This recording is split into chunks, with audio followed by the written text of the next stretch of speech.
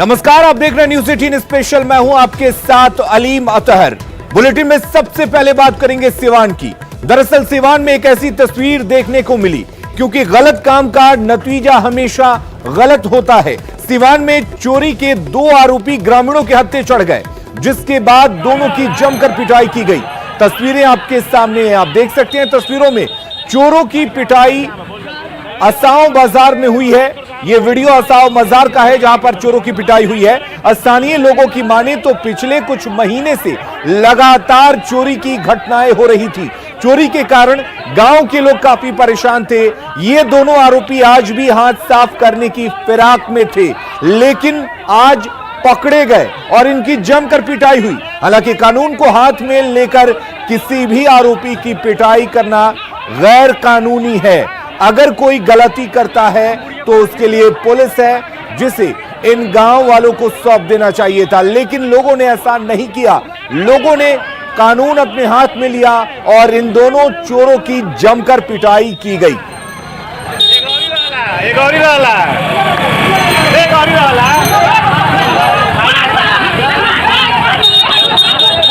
भाई क्या होता भाई क्या बोल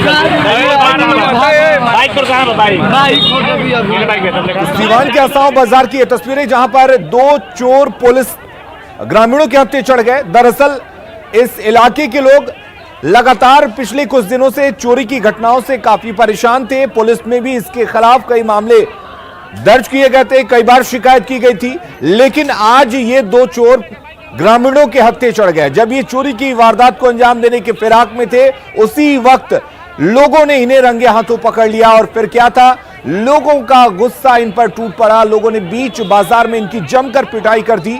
हालांकि किसी भी तरह से कानून को अपने हाथ में लेना सही नहीं होता। अगर कोई गलती करते हुए पकड़ा जाए तो उसे तुरंत पुलिस के हवाले कर दिया जाना चाहिए था, लेकिन यहां पर लोगों का गुस्सा देखिए। लोगों ने कानून को हाथ में लेते हुए इन दोनों की जमकर पिटाई की है।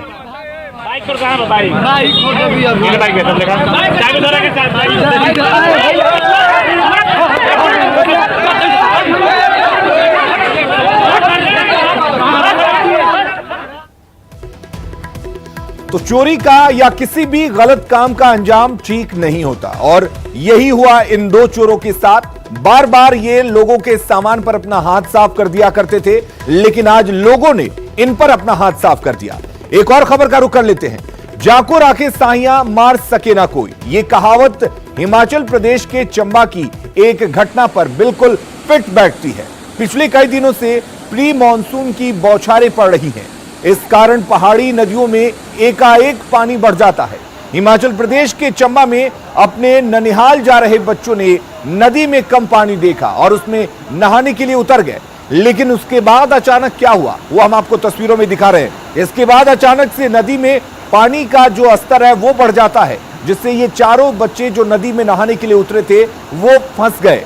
पानी के बहाव के कारण 3 बच्चे तो किसी तरह से किनारे पर आ गए, लेकिन एक बच्चा बीच नदी में फंस गया और उसने पत्थर को पकड़कर अपनी जान बचाने की कोशिश की।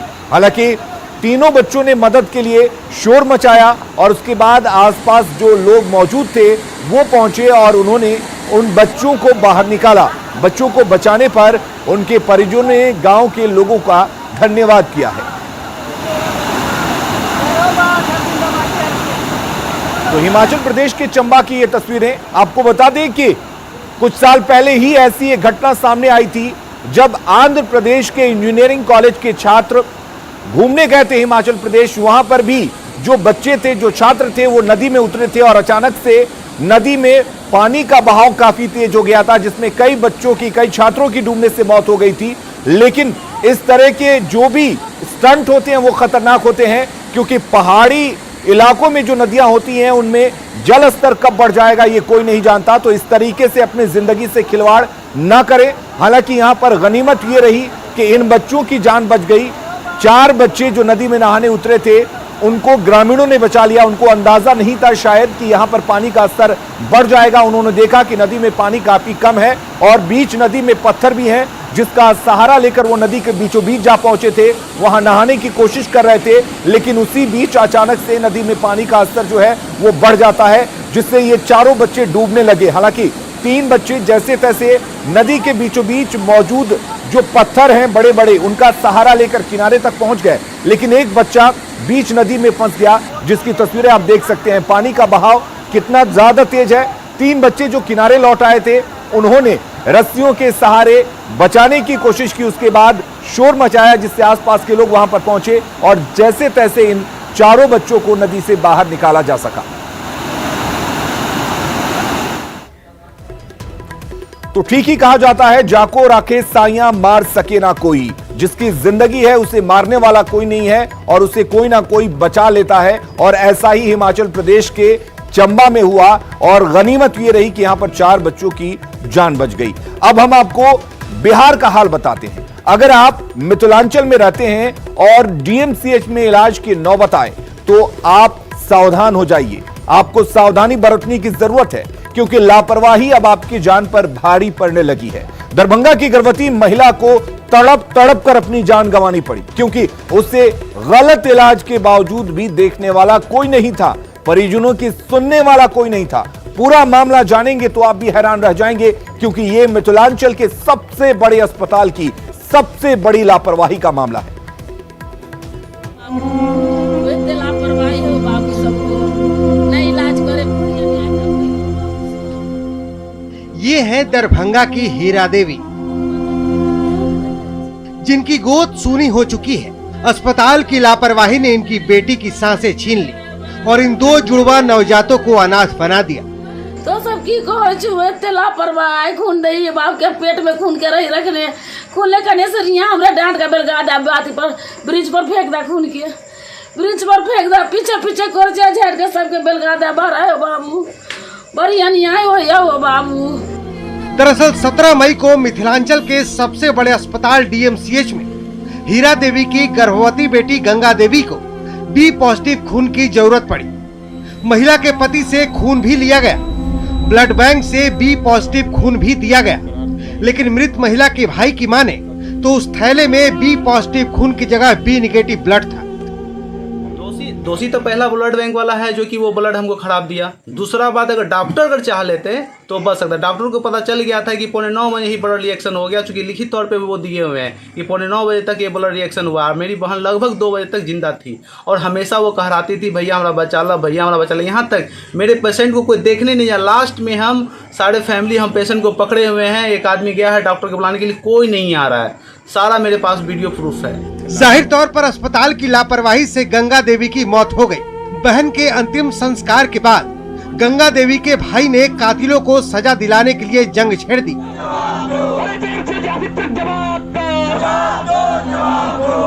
शिकायत के बाद पूरे मामले की जांच हुई तो दूध का दूध और पानी का पानी हो गया। दरभंगा के डीएम गलत खून चढ़ाने की बात तो नहीं कबूल करते, लेकिन इतना जरूर मानते हैं कि लापरवाही की वजह से गंगा देवी की मौत हो गई। गलत खून चढ़ाने का मामला पुष्टि नहीं हुई है। इस परिस्थिति में लापरवाही और शिथिलता और मेडिकल नेग्लिजेंस के लिए हमने प्रधान सचिव स्वास्थ्य विभाग को 5 ऐसे कर्मी जो उस वक्त इन्वॉल्व थे उनको निलंबित करने का और अनुशासनिक कार्रवाई अविलंब करने का अनुशंसित करके जांच रिपोर्ट भी हमने कल भेज दिया। फिलहाल डीएम ने जांच में दोषी पाए गए 5 अस्पताल कर्मियों के निलंबन के लिए पटना स्वास्थ्य विभाग के प्रधान सचिव को पत्र लिख दिया है। लेकिन सवाल अपनी जगह कायम है कि अस्पताल ने जानलेवा लापरवाही क्यों बरती। दरभंगा से न्यूज़ 18 के लिए विपिन कुमार दास की रिपोर्ट।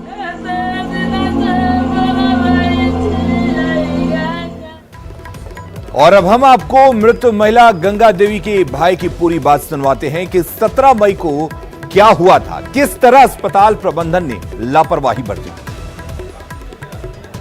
जो कि वो ब्लड हमको खराब दिया। दूसरा बात, अगर डॉक्टर अगर चाह लेते तो बच सकता। डॉक्टर को पता चल गया था कि 9:45 बजे ही ब्लड रिएक्शन हो गया, चूंकि लिखित तौर पे वो दिए हुए हैं कि 9:45 बजे तक ये ब्लड रिएक्शन हुआ। मेरी बहन लगभग 2 बजे तक जिंदा थी और हमेशा वो कहराती थी भैया हमारा बचा ला, भैया हमारा बचा ला। यहाँ तक मेरे पेशेंट को कोई देखने नहीं आया। लास्ट में हम सारे फैमिली हम पेशेंट को पकड़े हुए हैं। एक आदमी गया है डॉक्टर को बुलाने के लिए, कोई नहीं आ रहा है।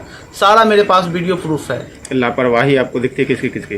ये डॉक्टर की है। अगर वो चूंकि हाँ, उसके बाद सर्जन को फिर बोला कि सुपरिटेंडेंट, एक वीडियो में साफ साफ है, हम बोलते हैं मैडम अगर कोई दिक्कत है तो बताइए, अगर कहीं ले जाना है तो बताइए, तो बोलती है कि नहीं आपका पेशेंट ठीक है, कहीं कोई दिक्कत नहीं है, अगर कहीं कुछ भेजना होगा तो हम 2 घंटा पहले बोल देंगे। उसका भी वीडियो प्रूफ है हमारे पास। एक डॉक्टर आती है, बोलती है हम जो कुछ होगा, अब हम जितना करना था उतना हम कर दिए, अब जो करेगा सुपरिटेंडेंट करेगा। तो यह साबित हो चुका है कि डीएमसीएच की लापरवाही से एक महिला की जान चली गई और 2 बच्चे बिन मां के हो गए। लेकिन इस पूरे मामले पर संगीन सवाल भी खड़े हो रहे हैं और सवाल यह है कि आखिर गर्भवती महिला को गलत खून किसने चढ़ाया। सबसे पहला सवाल कि इतनी बड़ी आखिर लापरवाही हुई कैसे कि बी पॉजिटिव की जगह बी नेगेटिव ब्लड चढ़ा दिया जाता है और डॉक्टरों को इसकी जानकारी तक नहीं होती। ब्लड बैंक से दिए खून की आखिर जांच क्यों नहीं की गई चढ़ाने से पहले? ब्लड के क्रॉस चेकिंग आखिर क्यों नहीं की गई कि जो ब्लड दिया गया है क्या वही ब्लड मरीज को चढ़ाया जा रहा है? अटेंडेंट के हाथों आखिर ब्लड को क्यों मनाया गया? डॉक्टर्स ने क्यों नहीं इसकी जांच की? ब्लड रिएक्शन के बाद आखिर एक्शन क्यों नहीं लिया गया? इलाज क्यों नहीं मुहैया कराया गया? 6 घंटे तक गर्भवती महिला आखिर क्यों बिना इलाज के रही? तमाम सवाल उठ रहे हैं कि महिला को आखिर बचाने की कोशिश क्यों नहीं की गई। एक बड़ी लापरवाही और दोषी अस्पताल कर्मियों के निलंबन की अनुशंसा क्या काफी है? क्या किसी के जान की कीमत सिर्फ इतनी लगाई जानी चाहिए कि सिर्फ उन्हें निलंबित कर छोड़ दिया जाना चाहिए? ये तमाम तरह के सवाल हैं जो न्यूज़ 18 उठा रहा है। अगली खबर का रुख कर लेते हैं। एक ठुमके ने लोगों की मुसीबत बढ़ा दी है। 2 तस्वीरों को देखने के बाद आपको हमारी बातों पर यकीन हो जाएगा। पहले 2 तस्वीर देखिए। पहली तस्वीर 4 दिन पहले की यानी रविवार की है। यह तस्वीर दिखानी इसलिए जरूरी है क्योंकि 4 दिन पहले सिवान के गौर रोजा गांव में महफिल सजी थी। कोरोना के खतरे के बीच यह महफिल सजी थी। भोजपुरी गीतों की धुन पर बार बालाएं ठुमके लगा रही थी। दूर दराज से लोग यहां पर डांस देखने आए थे और आपको यह जानकर हैरानी होगी कि यह पूरा का पूरा मामला वहां पर हुआ जो इलाका कैंटोनमेंट जोन में था। वहां पर यह आयोजन हुआ था जहां घर से बाहर निकलना भी खतरे से खाली नहीं था, लेकिन लोगों ने डांस का पूरा लुत्फ उठाया। लिहाजा कोरोना ने कहर बरपाना शुरू कर दिया है। अब जरा दूसरी तस्वीर देखिए। यह है सिवान के महाराजगंज का इलाका जिसे संक्रमण फैलने के बाद सील कर दिया गया है। जहां ठुमके लगाए जा रहे थे वहां से यह इलाका कुछ किलोमीटर की ही दूरी पर है जिसे सील करने की नौबत आ पड़ी है।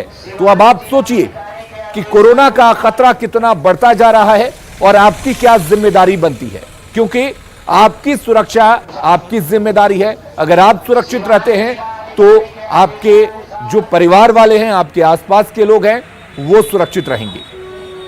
जो भी सरकार की तरफ से गाइडलाइन जारी की गई है, सोशल डिस्टेंसिंग की बात कही गई है, मास्क लगाने की बात की गई है, इन तमाम गाइडलाइंस को आप फॉलो करें, वरना आपके और आपके प्रियजनों की जान खतरे में पड़ सकती है। जो इलाका कैंटोनमेंट जोन में तब्दील किया गया है, जो इलाका कैंटोनमेंट जोन घोषित किया गया है, उन इलाके के लोगों को और ज्यादा सावधानी बरतने की जरूरत है। वहां बाहर अपने घरों से बिल्कुल ना निकलें, क्योंकि इस तरह का खिलवाड़ कईयों की जान ले सकता है और कईयों में कोरोना के संक्रमण को बढ़ा सकता है।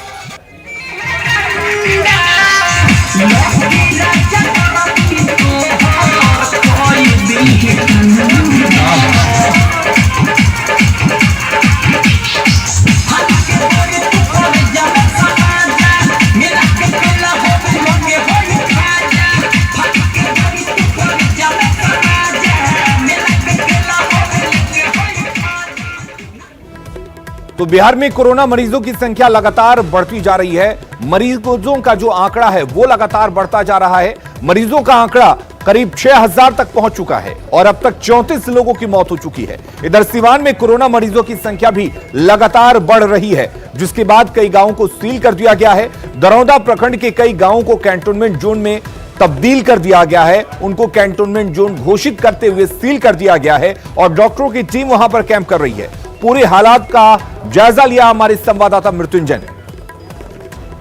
सिवान जिले में लगातार कोरोना पॉजिटिव मरीज मिलने से सिवान प्रशासन पूरी तरह से अलर्ट मोड में है। हम आपको दिखाना चाहेंगे सिवान जिले के बरहड़िया, नबीगंज और महाराजगंज सहित तमाम प्रखंडों को सील कर दिया गया है, यानी पूरी तरह से दर्जनों गांवों को कंटेनमेंट जोन घोषित कर दिया गया है। चूँकि इस इलाके में लगातार कोरोना पॉजिटिव मिले हैं, जिसको लेकर सिवान प्रशासन पूरी तरह से मुस्तैद है। वहीं जो हाँ मरीज मिले हैं उस गांव में लगातार डॉक्टरों की टीम कैंप करे। अब देख सकते हैं कि ये गांव कितना वीरान पड़ा हुआ है, पूरी तरह से सील कर दिया गया है, आने जाने की अनुमति नहीं दी जा रही है, बाहरी आदमी कोई इस रास्ते से अंदर नहीं जा सकता है। कोरोना के मरीजों में इजाफा हो रहा है, जिसको लेकर जहां अगर मरीज मिल रहे हैं उसको सील कर दिया जा रहा है। मृत्युंजय कुमार सिंह, न्यूज़ 18 सिवान। तो ये वही सिवान जिला है जहां पर सबसे पहले बिहार में कोरोना संक्रमित मरीजों की संख्या सबसे ज्यादा तादाद में आई थी और एक बार फिर से ये इलाका खतरे में है।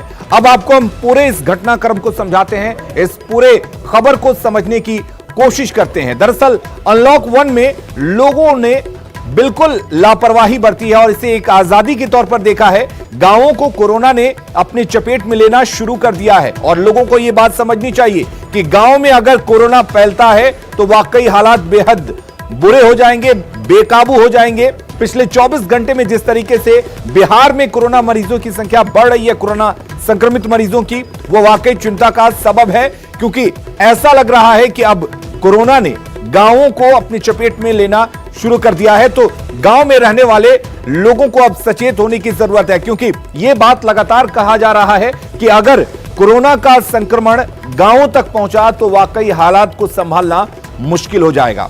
कुल मिलाकर जिस तेजी से देश अनलॉक हो रहा है, उसी तेजी से कोरोना का संक्रमण भी फैलता जा रहा है और साथ ही मौत का आंकड़ा भी बढ़ता जा रहा है। खतरा लगातार रिकॉर्ड पर रिकॉर्ड बनाया जा रहा है। ताजा रिकॉर्ड मौत ने बनाया है। कोरोना की वजह से बीते एक दिन में 350 से भी ज्यादा लोगों की मौत हुई है।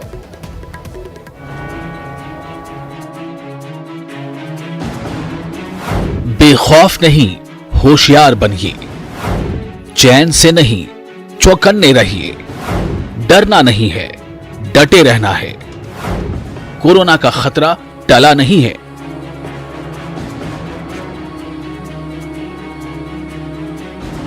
बढ़ते आंकड़े लगातार आंख दिखा रहे हैं, लेकिन संभलना तो दूर, हम सचेत भी नहीं हो रहे हैं।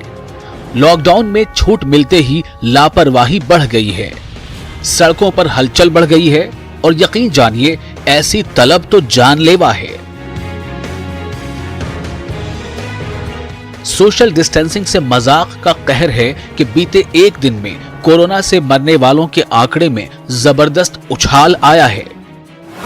पिछले 24 घंटों में 357 लोग कोरोना से जंग हार गए। इसके पहले 6 जून को सबसे ज्यादा 298 संक्रमितों ने दम तोड़ा था। स्वास्थ्य मंत्रालय की ओर से गुरुवार सुबह जारी अपडेट के मुताबिक पिछले 24 घंटों के अंदर 9,996 नए मामले सामने आए हैं। देश में कुल मरीजों का आंकड़ा 2,86,579 हो गया है। इस जानलेवा बीमारी की चपेट में आकर अब तक 8,102 लोगों की मौत हो गई है। मौत का सबसे ज्यादा आंकड़ा महाराष्ट्र से आया है, जहां 149 संक्रमितों की मौत हुई। देश की राजधानी दिल्ली में पिछले 24 घंटों के अंदर 110 मरीजों की जान चली गई।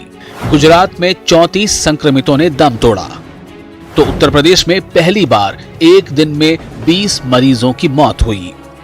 इसके अलावा मध्य प्रदेश और हरियाणा दोनों ही राज्यों में 7-7 लोगों की मौत हुई। वहीं राजस्थान में 4 लोगों की जानें गईं। राहत की बात बस इतनी है कि कोरोना से ठीक होने वालों का आंकड़ा बढ़ता जा रहा है। अब तक 1,41,000 से अधिक लोग ठीक हो चुके हैं, जबकि देश में एक्टिव केस की संख्या 1,37,448 है। इसलिए समझदार बनिए और सुरक्षित रहिए, तभी कोरोना हारेगा। Bureau report, news 18 network.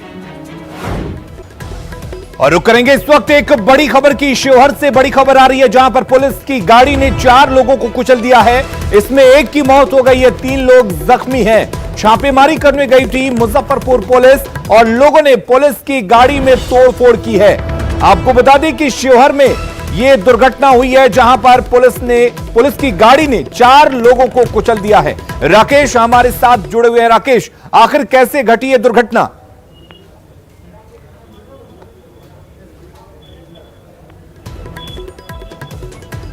Rakesh, अगर आप तक हमारी आवाज पहुंच रही है तो हम जानना चाहेंगे आखिर यह दुर्घटना कैसे हुई है।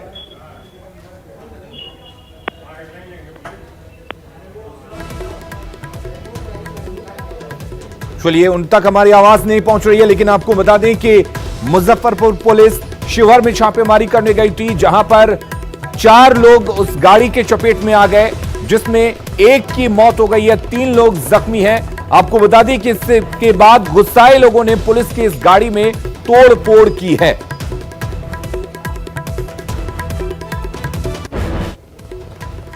और न्यूज 18 स्पेशल में फिलहाल के लिए इतना ही, लेकिन खबरों का सिलसिला लगातार जारी है। बने रहिए न्यूज 18 बिहार झारखंड के साथ।